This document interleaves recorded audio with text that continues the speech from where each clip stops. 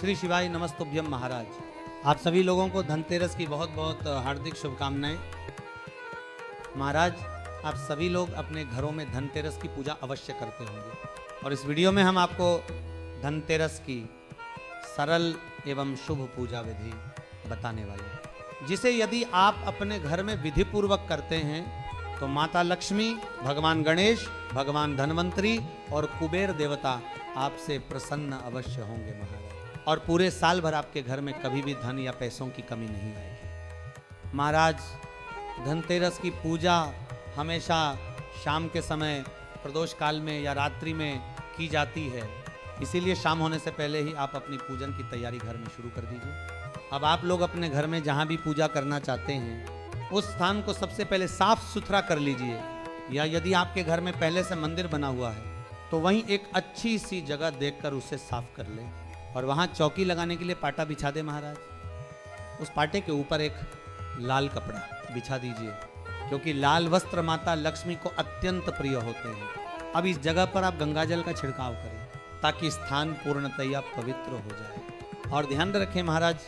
जब आप पूजन करने बैठें तो आपका मुंह पूर्व दिशा या उत्तर दिशा की ओर ही होना चाहिए। अब आप पाटे के ऊपर एक फोटो रखें जिसमें विशेष रूप से माता लक्ष्मी जी होनी चाहिए।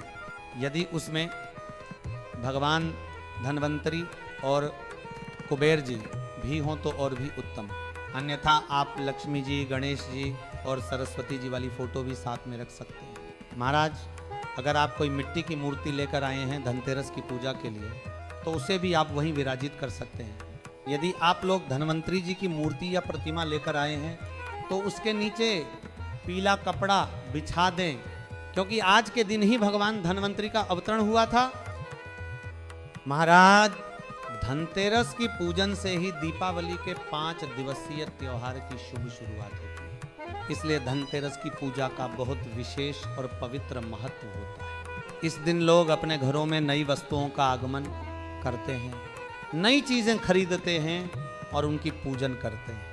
महाराज, अगर आपने भी धनतेरस के दिन सोने, चांदी या कोई छोटी वस्तु खरीदी है तो उसे अपने पूजन स्थल पर अवश्य रखें, क्योंकि वो भी माता लक्ष्मी का ही रूप मानी जाती है।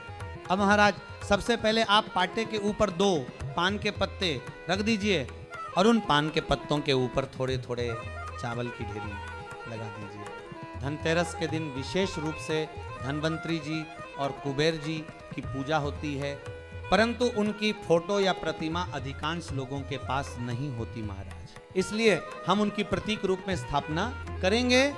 इन पान के पत्तों पर सुपारी रखकर आप एक एक सुपारी लीजिए और दोनों सुपारी पर मौली लपेट लीजिए, फिर एक एक सुपारी को पान के पत्ते के ऊपर रख दीजिए। महाराज, धनवंतरी जी औषधि के देवता हैं, इसलिए इनकी पूजा इस दिन अवश्य करनी चाहिए, क्योंकि ये आपके परिवार को रोगों से सदैव सुरक्षित रखते हैं। और कुबेर जी धन के देवता हैं, जो आपके घर में कभी भी पैसों की कमी नहीं आने देते। इसलिए हमने एक पान के पत्ते पर धनवंतरी जी को और दूसरे पान के पत्ते पर कुबेर जी को विराजित किया है महाराज। आप पूजन स्थल पर आप भगवान गणेश जी को भी अवश्य विराजित करें। यदि गणेश जी पहले से फोटो में हैं तो अलग से रखने की आवश्यकता नहीं। महाराज, जिस सुपारी को आपने कुबेर जी माना है उसके बाएं हाथ की ओर एक नींबू रखिए, क्योंकि यह माना जाता है कि इससे घर पर लगी हुई बुरी नज़र दूर हो जाती है।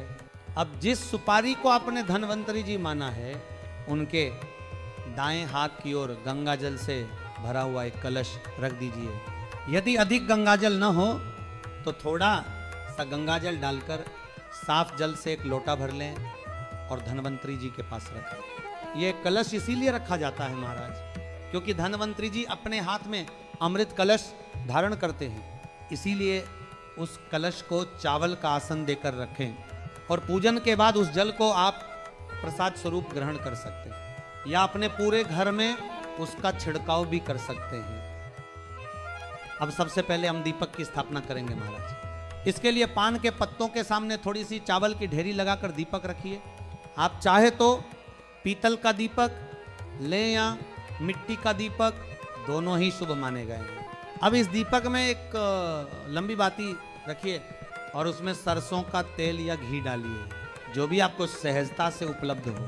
फिर सभी भगवानों का आवाहन कर इस दीपक को प्रज्वलित करें महाराज। अब आप सभी भगवानों को रोली कुंकू से तिलक करें, दीपक का भी तिलक करें, कलश का भी तिलक करें, धन्वंतरी जी और कुबेर जी का तिलक करें, सभी देवताओं को पुष्प समर्पित करें। अब सभी भगवानों को चावल समर्पित करें और दीपक के अंदर भी कुछ चावल के दाने डाल दें। आपने जो कलश रखा है उसमें भी थोड़े से चावल या एक सिक्का डालना शुभ होता है महाराज। अब सभी भगवानों को वस्त्र स्वरूप कलावा या मौली समर्पित करें और पूजन का आरंभ हमेशा भगवान गणेश जी से ही करें। इसके बाद सभी देवताओं को इत्र अर्पित करें। थोड़ा थोड़ा सा इत्र प्रत्येक भगवान के समक्ष लगाएं। अब गणेश जी को पीला फूल, लक्ष्मी जी को लाल फूल, सरस्वती जी को सफ़ेद फूल, कुबेर जी को सफ़ेद रंग का फूल और धन्वंतरी जी को पीले रंग का फूल अर्पित करें महाराज। यदि आपने कोई सोने चांदी की नई वस्तु खरीदी है जो आपने पूजन स्थल के पास रखी है तो उसका भी तिलक और पूजन अवश्य करें, क्योंकि वह भी माता लक्ष्मी का ही रूप होती है। अब सभी भगवानों को भोग स्वरूप फल और मिठाई समर्पित करें। इसके बाद विशेष रूप से खील और बताशे का भोग लगाएं। यह अत्यंत आवश्यक माना गया है महाराज। और इस दिन खड़ा धनिया भी भगवान को चढ़ाया जाता है, इसीलिए उसे भी अवश्य चढ़ाएं। महाराज धन्वंतरी जी को औषधियाँ भी समर्पित की जाती हैं, जैसे गवारपाठा, तुलसी जी की पत्ती, हल्दी, काली मिर्च इत्यादि। ये प्रार्थना करें कि आपके घर में कभी किसी को औषधि की आवश्यकता ही न पड़े, सभी लोग सदा स्वस्थ रहें। यदि आप धनतेरस पर नई सोने चांदी की चीज़ खरीद कर नहीं लाए हैं तो आपके घर में जो पुरानी सोने चांदी की वस्तुएं रखी हैं उन्हें अवश्य पूजा स्थल पर रखकर उनका पूजन करें। और जो लोग बर्तन लेकर आए हैं वे उन बर्तनों की भी पूजा करें, क्योंकि धनतेरस के दिन बर्तन खरीदना अत्यंत शुभ माना गया है। अब सभी भगवानों को आखा समर्पित करें जिसमें चावल और मूंग मिले हुए होते हैं। सभी भगवानों को थोड़ा थोड़ा अखा चढ़ाएं। यह कार्य सभी परिवार के सदस्य अपने दोनों हाथों से करें महाराज। अब 2 पान के पत्तों पर 2 लौंग और 2 इलायची रखकर सभी भगवानों के समक्ष भोग स्वरूप अर्पित करें। इसके बाद अपने घर में जो भी पकवान बने हैं, खीर, पूरी आदि, उनका भी भगवानों को भोग लगाएं। अब एक अलग दीपक जलाइए, आरती की थाली तैयार कीजिए, धूप अगरबत्ती जलाइए और सभी भगवानों की आरती उतारिए महाराज।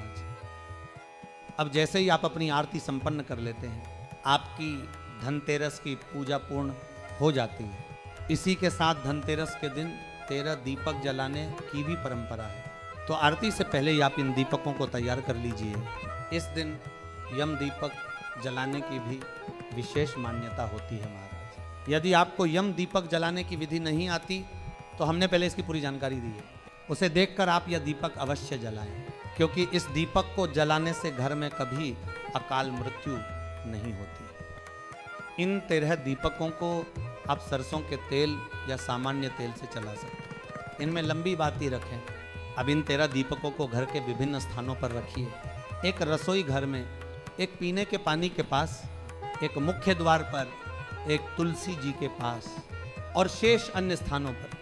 आरती में कपूर का उपयोग अवश्य करें महाराज, क्योंकि कपूर जलाने से वातावरण शुद्ध होता है और नकारात्मक ऊर्जा दूर होती है महाराज।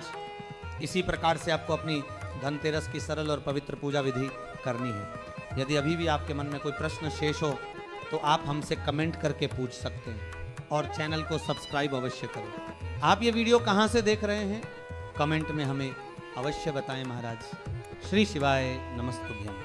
हर हर महादेव महाराज।